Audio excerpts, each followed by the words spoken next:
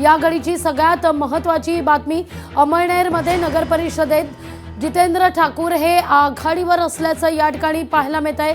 पहिल्या फेरीत जितेंद्र ठाकूर 200 मतांनी आघाडीवर असल्याची बातमी समोर येते।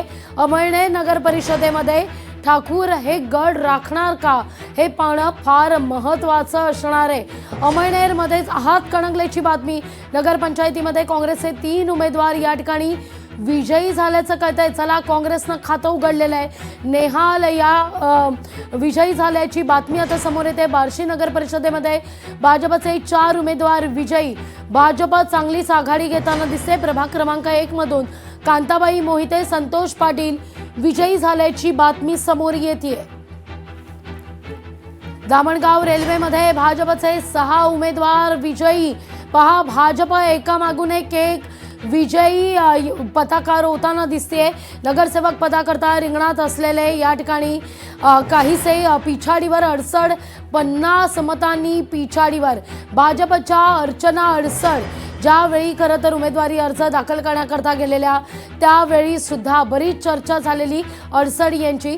दामणगाव रेल्वेमध्ये भाजपचे 6 उमेदवार आपलं खातं उघडताना दिसतात। 6 उमेदवार या ठिकाणी विजयी। तर हातकणंगलेमधून पहिला निकाल हा आता समोर आलेला आहे। हातकणंगलेमध्ये काँग्रेस जिल्ह्यातील 3 उमेदवार विजयी झालेले आहेत। कपिल ढोके यांच्याकडून आपण क्विक रिॲक्शन घेऊया।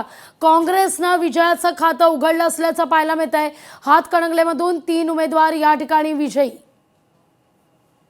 अजून अंतिम निकाल हाती येऊ द्या, अनेक ठिकाणी आपल्याला काँग्रेस विजयी झालेली दिसेल। आम्ही पुन्हा एकदा सांगतो की आम्ही लोकांचे प्रश्न घेऊन लोकांमध्ये गेलो होतो, लोकांच्या प्रश्नांवर निवडणूक लढलो आणि कुठल्याही पद्धतीच्या चुकीच्या गोष्टींचा वापर आम्ही या निवडणुकीमध्ये केला नाही।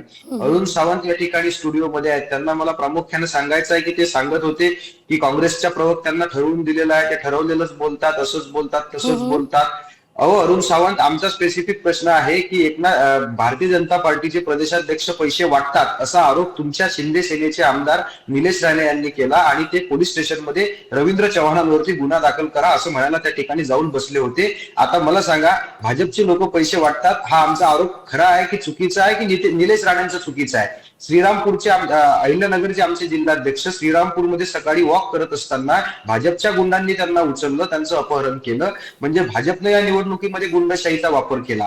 या सगळ्या गोष्टींचा वापर करत असताना सुद्धा लोक काँग्रेस पक्षाला पसंती देतील। काँग्रेस पक्ष या निवडणुकीमध्ये चांगला परफॉर्मन्स करेल, कारण आम्ही लोकांची भाषा बोलतो। आम्ही ना तो निवडणूक आयोगाचा गैरवापर करत, ना तो सरकारी यंत्रणेचा गैरवापर करत, ना तो आम्ही लोकांची दमदाटी करत। आपण पाहिलं असेल तर या निवडणुकी दरम्यान 3ही पक्षांचे प्रतिनिधी, म्हणजे अजित पवार एका सभेत सांगायचे की आमच्या पक्षाचे नगरसेवक निवडून द्या, नाही दिले तर तिजोरीची चाबी माझ्याकडे आहे, तुम्ही मला निवडून नाही कपिल ढोकेजी, मी येणार आहे तुमच्याकडे या घडीला।